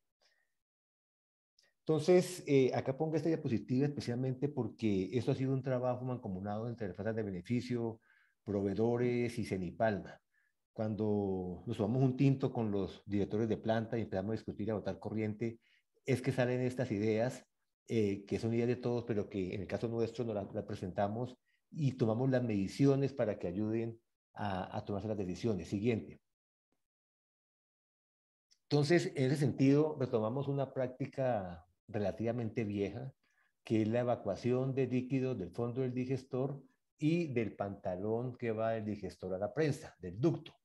Ustedes ven referencias ahí del 86, del 99, del 2010, en los que hablan de esta práctica, pero que realmente en Colombia no estaba, no se hace adecuadamente, estos ductos se tapaban, nadie los usaba, pero entonces la idea era empezar a retomarlos como lo ven en la figura de la derecha. Siguiente. Entonces, ¿qué es lo que hacemos realmente nosotros con usted directamente? Dale clic ahí, por favor, Mauro, para que se... Exactamente, es medir. Ustedes tienen que producir, nosotros medimos. Y entonces cuando medimos, hacemos sus plantas de beneficio, que son nuestras plantas piloto. En muchos casos se les para la producción, tienen la turba llena, pero siguen creyendo en nosotros y trabajamos en conjunto para poder tomar esas mediciones que nos den luces de cómo poder ajustar las prensas a este nuevo reto que tenemos. Siguiente. Entonces, una vez hicimos las mediciones, aquí hay varias plantas involucradas, de plantas en el Ecuador, inclusive con Danet, que hicimos los primeros trabajos, hicieron las adecuaciones con Salamanca, con Monterrey. Aquí tenemos un ejemplo de esos resultados en el que ven que el eje Y es aceite sobre racimo y tenemos un porcentaje de la TEA, del potencial de la TEA que sale. Tenemos que por el pantalón sale 3.10 aceite por racimo, puntos porcentuales, del digestor 705 y de la prensa en sí 381. ¿Cuál es el mensaje de esto? Si ustedes ven a la derecha, que prácticamente el 45% de la TEA salió por el digestor y por el pantalón sin haber pasado por la prensa. Esto está diciendo que estamos quitando un nivel de líquidos muy importante que no tiene por qué llegar a la prensa si podemos sacarlo antes. Entonces, esto es lo que nos da las luces para lo que les muestro a continuación. Siguiente. Entonces, aquí vemos como tres conceptos. Aquí es un poquito de detalle. Miren la figura de la izquierda. Ese es un balance másico. Datos teóricos de qué pasa con un fruto guinensis. Cuando llega una prensa, tenemos una torta de prensado que sale y un licor de prensa. En la derecha tenemos un balance másico para los racimos o por geana. Igualmente tenemos un licor de prensa y una torta de prensa. Entonces aquí ya botando corriente internamente vemos que hay un factor que hemos denominado SP, relación de sólidos en la prensa, en el cual un valor aproximadamente de 73 para guinensis y de 39.1 a la derecha abajo para el híbrido por G. Con los experimentos que hicimos, decimos, vamos a ver si efectivamente le pegamos a un rango entre esos valores. Y efectivamente en el centro ya es un balance másico hecho con los resultados que obtuvimos, donde ustedes ven que sacamos el licor de prensa en un porcentaje importante, el licor de pantalón en un porcentaje importante, y al final hacemos la relación de la torta de prensado y el licor de prensa y encontramos un valor en el medio de los dos. Dijimos, por aquí en la movida entonces, porque estamos viendo efectivamente cómo la teoría, balance másico teórico, se encaja con la vida real. ¿Cuál es el reto entonces? Poder lograr encontrar ese SP que nos pueda optimizar tanto el funcionamiento para guinensis como para híbrido. Siguiente, por favor. Entonces, como resultados parciales podemos decir que es posible trabajar las prensas sin adición de material externo, de pronto solo recirculación si fuera el caso. Se puede recuperar parte de la capacidad de procesamiento al no incluir un líquido que va a ser estorbo dentro de la prensa y va a aumentar la cantidad de líquidos que no se dejan prensar y que es necesario encontrar el valor óptimo de esa relación de sólidos-líquidos para mejorar el prensado. Aquí agradezco a las plantas involucradas del grupo de ANED en Ecuador, Extractora La Paz, donde sacamos también algunas ideas, de Salamanca. Me decía Gloria cuando la presentó de Cartagena, Jesús, no creo que eso sea tan fácil. Y lo discutimos con los amigos del Ecuador y ya me cuenta ella que se han ahorrado más de 50 millones mensuales por no comprar tagua. En Estatura Monterrey también hicimos parte de estos trabajos y muchas plantas lo empezaron a aplicar también ahora para guinensis, como es palmaceites, que con solo cambiar una de las prensas viejas por este sistema, se tiene un estimativo en ahorro de 230 millones al año únicamente sin optimizar todo el sistema. Vamos a seguir trabajando con Sicarare. Guaycaramo también está montando ya una línea y muchas plantas están montando eso. Entonces yo creo que por aquí vamos por buen camino. Siguiente, por favor. Ahora, otro resultado tiene que ver con un método alterno para la evaluación de calidad de racimos en tolva. Este premio nos hizo acreedor con mi compañero César Díaz del segundo puesto del Premio Nacional al Inventor Colombiano organizado por la Sociedad de Industria y Comercio. Básicamente, en términos sencillos, para hacerlo de manera rápida, es cambiar la calificación de los racimos que hacemos en torno a la figura de la izquierda, que depende de la persona que lo haga, con una representatividad de no menos de 6%, por una inteligencia artificial a la derecha sobre el Redler, uno de los Redlers que llevan racimos, donde a través de imágenes se puede detectar la madurez de los racimos con un porcentaje más o menos del 70-80% de la muestra, que es bastante grande. Entonces estamos trabajando en eso, es un proceso que estamos trabajando en este momento. Siguiente, por favor. Ahora cambio de tema y vamos a hablar entonces de la calidad de aceite. Siguiente, por favor. Entonces, con respecto a la calidad de aceite, ustedes nos han oído hablar del tema del cloro, de la formación del 3-MCPD. Aquí traemos a la izquierda una gráfica de un trabajo que hicimos hace 2 años y la que hicimos el año pasado, en el cual lo que se hizo fue evaluar el convencional, que es incluyendo las corrientes de TUSA y de esterilización al proceso y quitándolas, que es el que llamo mitigación. En ambos casos fue muy interesante como en 2 zonas, en tiempos diferentes. En la primera tuvimos un 34% de reducción y a la derecha un 33%. Esto, con los trabajos que estamos adelantando, nos da luces para decir de que es posible, al menos en una parte, minimizar esto. Tanto este trabajo como el trabajo del híbrido los presentaremos con más profundidad en el Congreso en Barranquilla. Siguiente, por favor. Entonces tenemos que para el año pasado terminamos la toma de muestras de la primera fase del Diagnóstico Nacional de Calidad de Aceites. Se mostraron 24 pruebas de beneficio que representan el 55% del fruto en 2021. Es muy interesante ver cómo a través de eso estamos encontrando una cantidad de soluciones sobre este problema de la calidad y que vamos a seguirlos trabajando en el punto de influencia de las prácticas del campo a la planta de beneficio. Con eso, muchas gracias y doy paso al siguiente compañero. Muchas gracias, Jesús. Muy buenas tardes a todos y muchas gracias por estar conectados en este evento de rendición de cuentas. En primer lugar, pues les voy a mostrar algunos avances que hemos tenido en la línea de investigación y extensión sobre el manejo del agua en La Palma. Siguiente, Mauricio. Vamos a destacar 2 aspectos claves. Uno de ellos, en primer lugar, el de encontrar alternativas que nos ayuden a la conservación del agua en el suelo. Es un tema muy vigente en vista del muy probable fenómeno del Niño que se avecina en este año 2023. Y ligado con esto, también vamos a presentar avances en tecnologías para la gestión eficiente del riego y el drenaje, que tiene que ver con la adopción de sistemas de riego eficientes para el manejo del agua, tanto como aporte como en el drenaje. Siguiente, Mauro. En primer lugar, queremos destacar que con estos ensayos realizados en el caso de la zona norte, donde hemos estudiado el efecto de las coberturas vegetales y su relación con la conservación de la humedad en el suelo, donde hemos estado evaluando diferentes coberturas, tanto de leguminosas como de especies nativas, con el objeto de mirar qué efecto tienen en la conservación de humedad en el suelo y sobre otras variables de interés, como es la erosión y la escorrentía. Siguiente. ¿Qué hemos encontrado sobre este particular? Que cuando tenemos estas coberturas vegetales bajo condiciones de humedad normales en el cultivo, tenemos que se reduce entre un 19% la escorrentía en la calle de cosecha y un 16% en la calle de riego. Y que también esa escorrentía, si la comparamos con la cobertura mínima, la reducción está entre un 9 y un 14%. ¿Esto a qué nos lleva? Que es menos agua que se está yendo directamente a los canales de drenaje, que se está quedando en el suelo y que está quedando disponible al cultivo. Siguiente.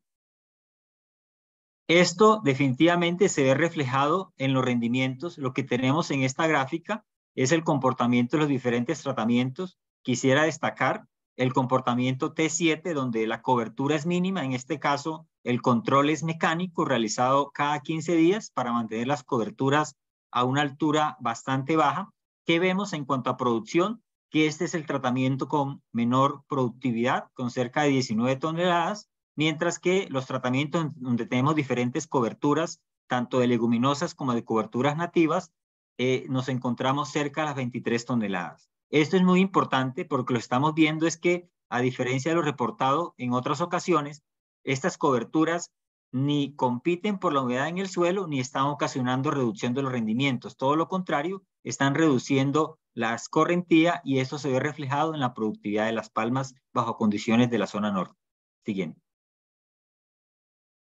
También hemos estado trabajando en mirar cuál es la tasa de evapotranspiración de la palma, tanto para cultivares guinensis como los híbridos O por G, que hemos encontrado hasta el momento que bajo condiciones de la zona norte, esa evapotranspiración del cultivo está alrededor de 5.5 milímetros por día y que se comporta de manera similar a lo registrado para palma guinensis. Esto también lo estamos haciendo en diferentes cultivares y es muy importante porque nos dice qué tanta demanda de agua están teniendo los cultivares O por G, pero también es muy importante destacar que ese rango es bastante variable a lo largo del año, que puede variar entre 2 y 10 milímetros por día en función de las condiciones climáticas, pero también destacarles con estos estudios que lo que estamos encontrando es que si comparamos la palma con otros cultivos, como por ejemplo la yuca, el maíz o el algodón, la palma no está demandando más agua como requerimiento hídrico diario para su funcionamiento. Siguiente. También estamos trabajando en tecnologías para optimizar el funcionamiento de sistemas de riego y en esto en que hemos avanzado en la evaluación de diferentes sensores que nos puedan transmitir esa información directamente en campo y que al tratar de correlacionar lo que nos registran estas metodologías, pues encontramos unos patrones de ajuste bastante buenos, por encima del 98% con respecto a las tecnologías tradicionales. ¿Esto a qué va encaminado? A que con información más detallada, precisa, incluso en tiempo real, pues podamos tomar mejores decisiones en torno a ese diseño de drenajes que se necesita en la mayoría de nuestras regiones palmeras. Siguiente. Y finalmente, sobre el tema del agua, pues hemos estado trabajando en este sistema de información para definir ese balance hídrico. ¿Qué estamos integrando? Toda la información que tenemos desde las estaciones agroclimáticas, que son tanto propias como de las plantaciones y que están integradas a esta red meteorológica que hemos llamado SMAC, o sea, una red exclusiva de la palma de aceite, donde también con el uso de imágenes de satélite que nos permite detectar el déficit hídrico bajo condiciones de campo, con la transmisión de datos de manera incluso en tiempo real, podemos generar balances hídricos más cercanos a la realidad. ¿Esto a qué va enfocado? A un manejo más eficiente del agua que nos permita afrontar de manera más efectiva tanto el cambio como la variabilidad climática, especialmente bajo condiciones de la zona norte. Siguiente. En cuanto a la línea de investigación y extensión de nutrición de la palma, pues aquí, como nos mencionaba Jorge Alonso, estamos como objetivo principal buscar ese manejo sostenible de la nutrición a través de todo el ciclo productivo de la planta. Siguiente. ¿En qué hemos avanzado? Vamos a presentar aquí 8 avances que consideramos bastante relevantes. En primer lugar, y de la mano con el programa de procesamiento, pues estamos interesados en reducir esas cantidades de cloro que se presentan en los racimos y para eso estamos evaluando diferentes fuentes de potasio diferentes al KCl, sino en este caso con base sulfato, y que hemos encontrado que efectivamente cuando utilizamos estas fuentes de cloruro de potasio, pues el contenido de cloro total en los racimos es hasta un 47% superior con respecto a otras fuentes que tienen base sulfato. ¿Esto a qué va enfocado? A que si bien el cloruro de potasio pues, es una de las fuentes más económicas, también en la vía de la eficiencia, la aplicación de sulfato nos puede representar una mayor eficiencia para compensar para compensar el mayor precio que registran estas fuentes y con esto apuntarle también a que nuestro aceite sea de mejor calidad. Esto está ligado a la producción de los 3 MCPD, que es un parámetro de calidad que se está calificando internacionalmente. Siguiente. También, bajo condiciones de la zona norte, hemos encontrado con cierta frecuencia deficiencias de hierro, deficiencias de manganeso y zinc en los cultivos, y para esto lo que estamos haciendo es evaluar metodologías de aplicación efectiva bajo condiciones de alta saturación de calcio. En este caso hemos encontrado que la aplicación vía absorción radicular tanto de quelatos de manganeso y de zinc aplicados vía absorción radical tienen una efectiva respuesta en la acumulación de estos nutrientes en el tejido foliar. Tener contenidos adecuados de manganeso y zinc en las palmas, pues va de la mano de que estas palmas estén con una mayor tasa de fotosíntesis y que esto más adelante pues se vería o se verá reflejado en la productividad. Siguiente. Ligado al tema de híbridos O por G, hemos trabajado en las tasas totales de extracción de nutrientes en estos cultivares, teniendo en cuenta que ya representan cerca del 13% de la palma sembrada en nuestro país. Lo que vemos en esta diapositiva es la comparación de qué tanta cantidad de nutrientes necesitaría yo, tanto para el desarrollo vegetativo como para la acumulación de nutrientes en tejidos como los estípites y las raíces y las bases peciolares, y también para una producción media de 30 toneladas por hectárea. ¿Qué podemos concluir a este respecto cuando sumamos los 4 principales nutrientes extraídos por las palmas? Nitrógeno, potasio, calcio y magnesio. Al comparar O por G y guinensis, lo que encontramos es que en general se requiere una menor cantidad de nutrientes en O por G para producir cantidades iguales de racimos. Esto va de la mano de una mayor eficiencia nutricional en los cultivares O por G. Debo hacer entonces también la claridad de que los requerimientos son diferentes. Tenemos en el caso de los cultivares O por G mayores demandas de nitrógeno, especialmente acumulado en el estípite, y por eso estos cultivares responden bastante bien a las aplicaciones de este nutriente. Pero para tranquilidad de todos, el O por G, si en un tiempo se pensaba que extraía mayores cantidades de nutrientes, luego de realizar estos trabajos de investigación, lo que encontramos es que no es así, que incluso las cantidades pueden llegar a ser menores. Siguiente. Frente a la eficiencia del uso de fuentes de nutrientes, hemos evaluado cómo se comportan algunas fuentes de nitrógeno, como es el caso de la urea, respecto a otras fuentes que se venden en el mercado, que son de liberación controlada, que vienen recubiertas con polímeros para evitar esa volatilización, especialmente en forma de amoníaco cuando aplicamos fuentes nitrogenadas.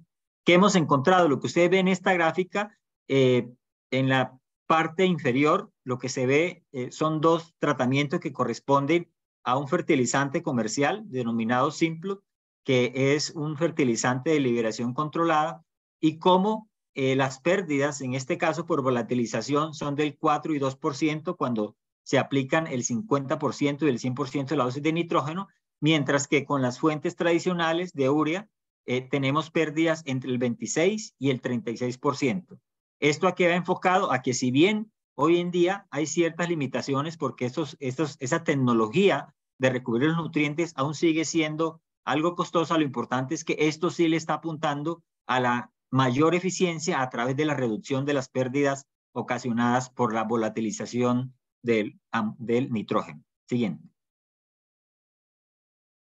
Ligado al tema de física de suelos, hemos estado evaluando el efecto de la aplicación de diferentes prácticas de manejo de la física del suelo, como son el cincel, la rastra, el subsolado más el cincel y también el subsolador, esto para condiciones de suelos que necesitan ese trabajo de subsolado.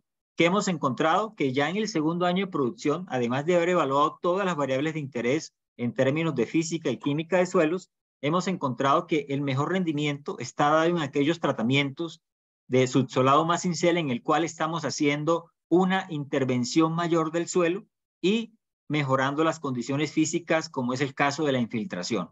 Entonces tenemos que el testigo que consideramos en este caso, que es una rastra, está cerca de 11,5 toneladas al segundo año, mientras que en el subsolado con cincel estamos cercano a las 15 toneladas. O sea, todo ese mejoramiento físico que estamos haciendo, pues se está viendo reflejado también en el rendimiento del cultivo. Siguiente.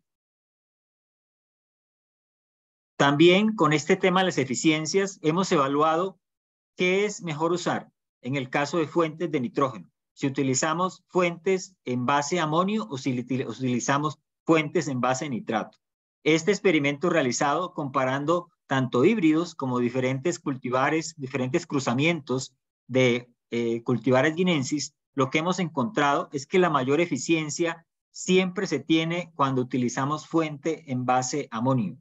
El nitrato pues puede llegar a ser más susceptible de pérdidas, especialmente por lixiviación, y en este caso lo que encontramos es que bajo condiciones ideales de aplicación, esta fuente, y especialmente en los cultivares Cuarí por Lamé, tenemos la mejor respuesta y con una mayor eficiencia.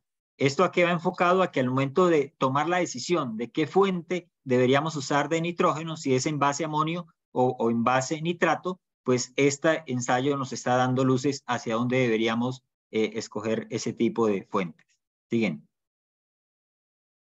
También con temas de biología del suelo hemos trabajado en la caracterización de la diversidad de especies de plantas asociadas al cultivo. Este caso es un ejemplo de la zona norte, donde el propósito es avanzar a las 16 subzonas palmeras de Colombia. Hemos encontrado alrededor de 158 especies pertenecientes a 156 familias. Y en esto, ¿qué quiero destacar? Que de esas 158 especies, 17 corresponden a leguminosas. Es decir, más allá de las leguminosas tradicionales que usamos, que son 3 o 4, tenemos otras 14 o 13 especies que también tienen potencial uso en la palma por su capacidad de fijación de nitrógeno. Entonces, cuando estamos haciendo este tipo de estudio, lo que estamos es explorando la diversidad con el objetivo de mirar cuáles son esas especies que nos pueden ayudar a aumentar esa eficiencia en el manejo nutricional del cultivo. Siguiente. Y finalmente, gracias al impulso que se ha dado desde la Federación, desde los palmicultores, desde Cenipalma, a estos estudios de biología del suelo, pues ya hemos empezado en la zona oriental a caracterizar qué tenemos en esa diversidad.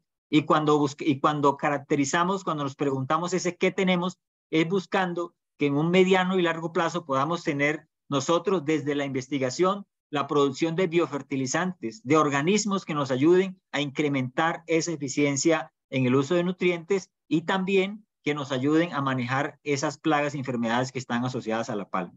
¿Qué hemos encontrado y qué es de destacar? Hemos encontrado diferentes taxones de microorganismos, muchos de ellos relacionados con funciones de crecimiento en cuanto a promoción de crecimiento vegetal, algunos solubilizadores de fósforo y potasio, y algo muy importante, otros organismos que están asociados a la producción de fitohormonas, que estimulan el crecimiento de las raíces y posteriormente esto se ve reflejado en un mejor crecimiento de la palma.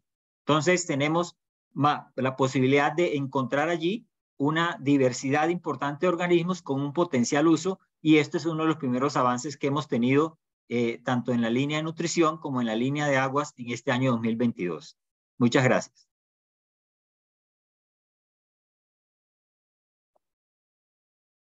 Bueno, muy buenas. Seguimos entonces con la línea de optimización de procesos que está a cargo mío. Los cojo de sorpresa porque Catherine olvidó mencionar que yo estaba presentando también en el equipo. Entonces, bueno, venga a ver que preciso no me funciona. Yo lo que quiero resaltar es que tenemos unos productos de largo plazo que son tecnologías para aumentar la productividad laboral, tecnologías para pronosticar el rendimiento, tecnologías para establecer y cultivar palmas aceiteras de manera sostenible, un centro de educación y capacitación agroindustrial de palma aceitera y un sistema de información para el seguimiento y toma de decisiones. Entonces, eso lo hacemos a través de proyectos. Esos proyectos son, grosso modo, el de productividad laboral, cuyo gerente es Elizabeth Ruiz. Los modelos de cultivo están a cargo de Cristian Bayona. El outlook de rendimiento a cargo de Camilo Cortés. El de mejoramiento a cargo de Iván Ayala. Este es mejoramiento orientado a alto rendimiento, lento crecimiento y tolerancia a factores abióticos. El modelo de viabilidad económica de prácticas está a mi cargo, ese proyecto. Plataforma educativa y formación formal están a cargo de Juan Carlos Vélez y la plataforma colaborativa a cargo de Víctor Rincón. Bueno, entonces lo primero es presentarles algunos resultados que consideramos muy importantes. Aquí lo que queremos es mostrarles un estudio de tiempos y movimientos para mirar la productividad laboral. Y lo hicimos en Hacienda La Gloria. en la zona central. Allí lo que estamos es haciendo el seguimiento del equipo de cosecha, cortador y recolector. Eso pues requiere un diagrama de procesos y al final la gran conclusión es que en aquellos lotes en donde hay más frutos por hectárea, desde luego los cosecheros pues les toma mucho más tiempo cortar y recoger los racimos. ¿Esto qué quiere decir? Que cuando yo encuentro en el extremo derecho de la gráfica entre 80 y 89 racimos en una hectárea, pues yo no le voy a poder pedir a esa persona que me coseche 5 hectáreas, es imposible. Pero si yo tengo una productividad muy baja, lo cual no es deseable, pues ahí sí le puedo pedir las 5 hectáreas. ¿Cuál es el mensaje aquí? Pues que yo tengo que establecer las metas laborales en términos de la densidad de racimos, la cantidad de racimos que están allí, y en este sentido la productividad lo que hace es que la persona que yo le estoy pagando por cosechar realmente coseche y que yo no le esté pagando porque pasee por el lote.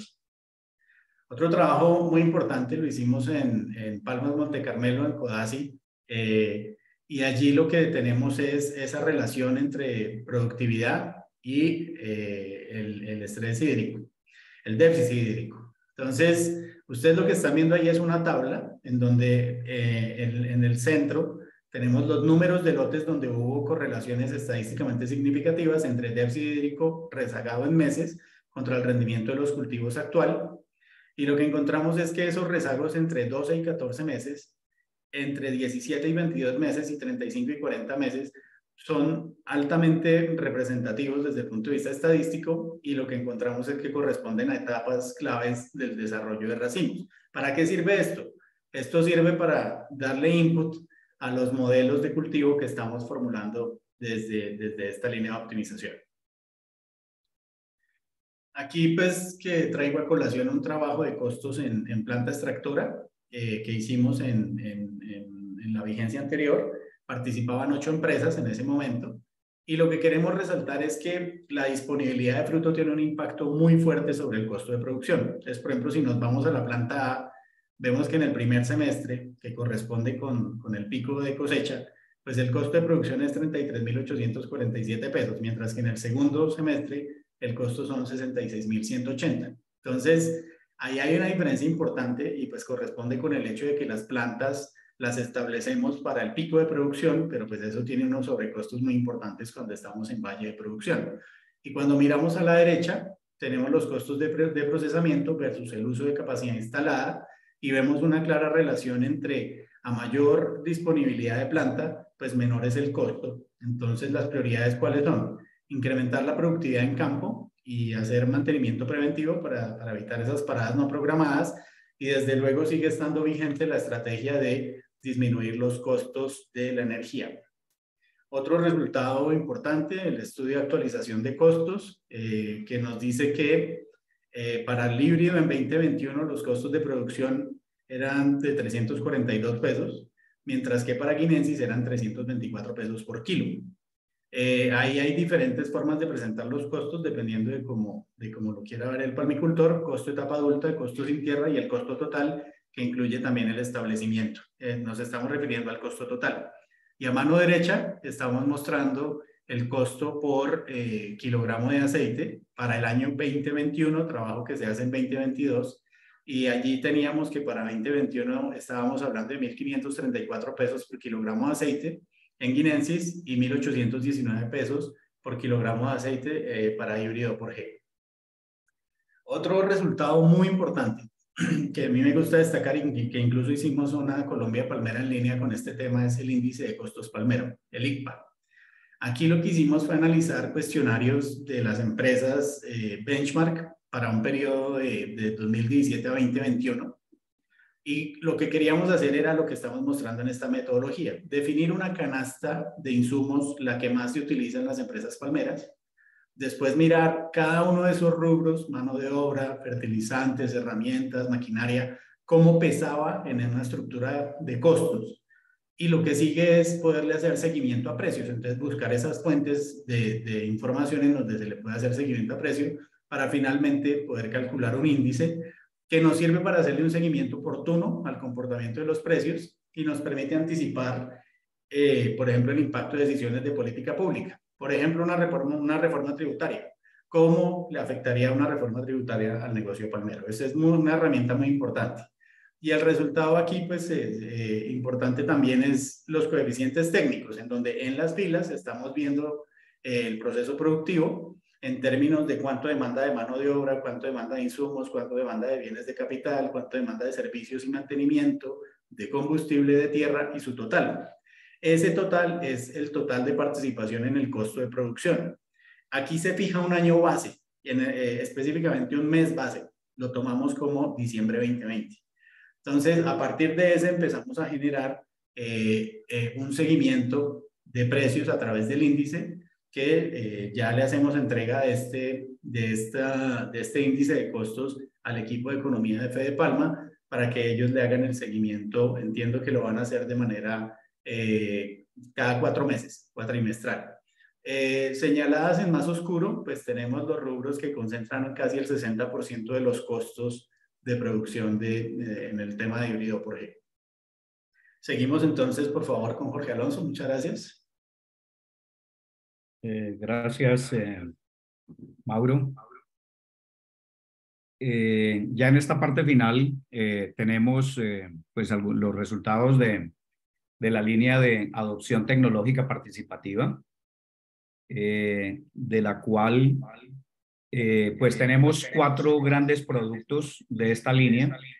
Una de ellas es lo de los productores caracterizados de acuerdo a esas preferencias, especificidad local y tecnológica, que vamos a ver lo importante que es para nosotros el conocer los productores para poder realizar o llevar esas tecnologías y pueda existir adopción de tecnología.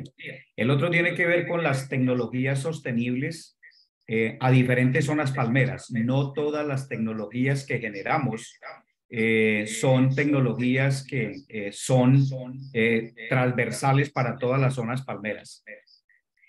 El otro tiene que ver con los modelos organizativos fortalecidos para consolidar esa prestación de servicios por parte de los núcleos u otros que están haciendo esa prestación. Y finalmente las estrategias de comunicación que propicien esa adopción tecnológica de acuerdo también a las zonas palmeras. La siguiente. Uno de los resultados que tuvimos y que estamos en análisis y en la búsqueda es esa caracterización cualitativa que se hizo ya hace casi 2 años, donde nos permitió con esa caracterización identificar nuestras regiones, cómo son nuestras regiones palmeras, cómo están constituidas, cuáles son los productores. Otro de los temas importantes es la edad de los palmicultores, en los cuales nos dice que tenemos bastantes dificultades por ese relevo generacional, en el cual no solamente es una situación que vive nuestro sector, sino que es una realidad en todo el país. ¿Cómo está constituida la economía de esos hogares de los productores? ¿Cómo es el cambio? ¿Cómo es esa concepción de los cambios, la recepción que tienen los palmicultores están prestos, dispuestos a cambiar dentro del mismo cultivo? El sentido de pertenencia, en los cuales queremos nosotros que cada una de las regiones palmeras pues se diferencia muchísimo con respecto a este tema de sentido de pertenencia, y el conocimiento que tienen los productores acerca de todo lo que se genera a nivel de la federación. La siguiente.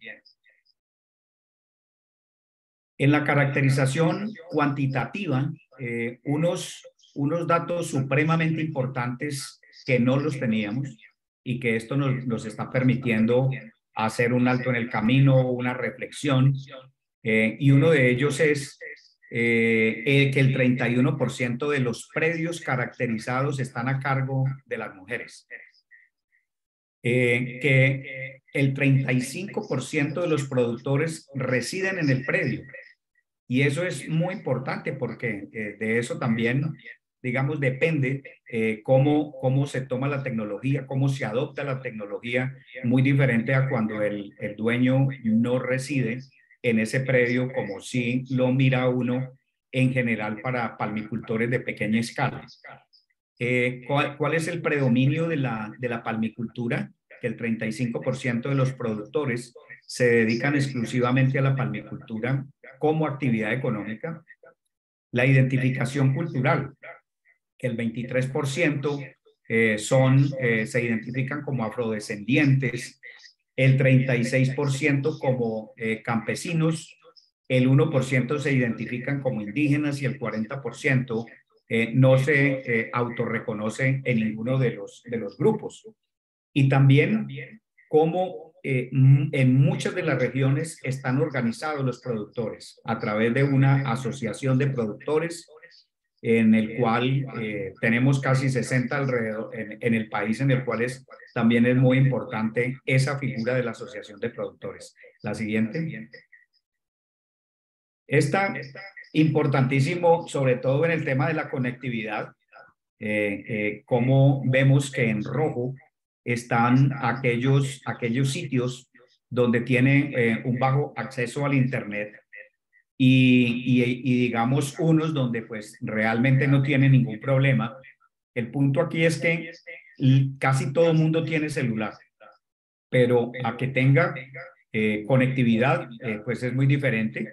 Vemos como zonas como Tumaco, como el sur de Bolívar, como Barranca Yarima, como Yopal Orocué, como la zona de Dibuya en Riohache, Bosconia en Tamalameque y como María la Baja, son zonas con una baja acceso a Internet, lo cual eso nos lleva a una reflexión de cómo a nivel de federación, de cómo a nivel de Fedepalma, de Cenipalma, nosotros que tenemos que llegar a esos grupos de productores, porque más o menos si uno suma en el mapa esas poblaciones, podemos estar casi alrededor entre unos 2.000, 2.500 productores de pequeña escala, en el cual todas estas herramientas que hoy en día tenemos, pues son herramientas que tienen muy bajo uso a nivel de los productores. La siguiente. Con respecto a todo el trabajo que se hace con productividad, con productores líderes, con productores referentes, quienes desde hace muchos años vienen trabajando en esas mejores prácticas agrícolas, los cuales son el tema de biomasa, el tema de nutrición balanceada, el tema de manejo del agua, el tema de manejo fitosanitario, hoy en día con el híbrido, la polinización con ANA, punto óptimo de cosecha. Son prácticas que podemos mirarlo en la línea verde. Podemos encontrar que esas son las productividades con productores líderes referentes con híbrido. Un promedio de 29 toneladas, mientras que Guineenses tiene un promedio de 23.5. Y en azul, pues están las producciones promedio a nivel de país desde el 2019 hasta el 2022, en el cual en el 2022 pues tenemos casi 17.1 de productividad promedio a nivel país. La siguiente. Otra de las inquietudes es, a nivel de zona tenemos mucha variabilidad, tenemos muchas subzonas en las cuales pues hemos tratado de hacer un trabajo de buscar esos rendimientos que tienen esas subzonas. Esta gráfica nos permite ver rendimientos en el 2019, en el 2020, 2021, 2022 y podemos ver en la línea verde que son los productores referentes, los productores líderes, en los cuales llegan a ese máximo de productividad en esas subzonas. Es un punto de partida porque de todas maneras son algunos productores y necesitamos que ahorita que tenemos los planes operativos en asistencia técnica, pues eso nos está permitiendo a tener muchos lotes referentes con productores líderes que nos van a alimentar esta información y nos van a poder decir, hombre, hay subzonas en las cuales están baja en productividad, pero tiene un gran potencial para poder llegar a esa productividad. Aquí lo vemos con el caso de sur de Bolívar, esto es zona central, Sabana de Torres, sur de Santander, Puerto Wilches, norte de Santander y el sur del Cesar. Eso es una información valiosa que nos permite, digamos, buscar más explicaciones a nivel de estas subzonas. La siguiente. Igualmente, mencionar que la asistencia técnica planificada muestra esas mejoras en productividad. Vemos cómo a nivel de zona central tenemos unos núcleos en el cual en la línea verde podemos ver de que a partir del 2019, el 2020 incrementó productividad. Estos son proveedores. En el 2021 subió a 15.8 y en el 2022 subió a 18.8. Eso nos quiere decir de que ese trabajo que se está haciendo con planes operativos, pues nos están surtiendo también un efecto. No quiere decir que sea la única variable, pero es unos indicadores muy interesantes. En la siguiente, en la zona del Catatumbo, pues podemos ver cómo vemos esta productividad a través de los años en el Catatumbo, pero también podemos ver cuál es ese incremento en aceite, en aceite que se produce, en el cual algunos de ellos ya están cercanos a las 5 toneladas. La siguiente. Y finalmente, quería indicarles con esta diapositiva, es que estamos haciendo un seguimiento sobre la adopción de tecnología, adopción o adaptación de tecnología. Podemos ver que en el caso de biomasa tenemos registrado en el año 2021 hasta casi 150.000 hectáreas, que es un 29% del total. En algunas tenemos el sistema de riego, tenemos el caso de drenajes, tenemos también lo de nutrición. En lo de manejo fitosanitario, pues un área mucho mayor, un porcentaje casi del 51%. Y en el tema de la polinización, del área que hay sembrada y que está polinizándose la palma, ya tenemos el 100% de polinización, ya sea líquida o sólida. O sea, esto cada día nos está mostrando cómo hay mejores adopciones de la tecnología. La siguiente. Bueno, con esto quería agradecerles. Yo sé que este informe es tanto el que presentó Hernán Mauricio, como el de también darle las gracias a mis compañeros, a Iván, a Jesús, a Norbert, Mauricio, que presentaron lo del tema de productividad. En el informe de Fedepalma hay un resumen de todo esto que acabamos de decir, pero en el informe de Cenipalma vamos a tener una información en mucho más detalle.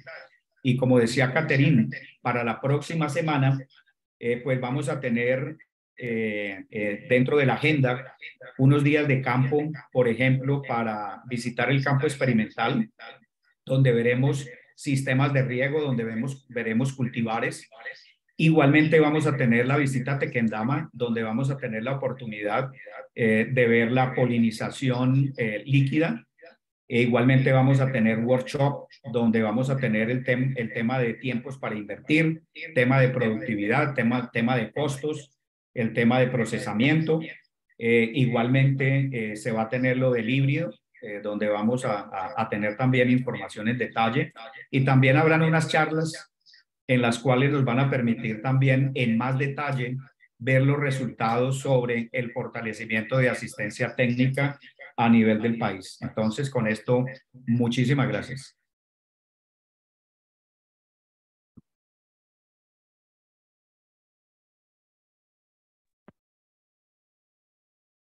Gracias, Jorge Alonso, y gracias a todos por su participación durante esta jornada. Los esperamos el próximo miércoles para continuar con la segunda sesión. Feliz tarde. Muchas gracias a todos y buenas tardes. Hasta luego. Muchas gracias. Buenas tardes luego. para todos. Gracias, buena tarde. Muchas gracias, buena tarde a todos. Gracias, buena tarde. Gracias por asistir. Gracias. Hasta luego.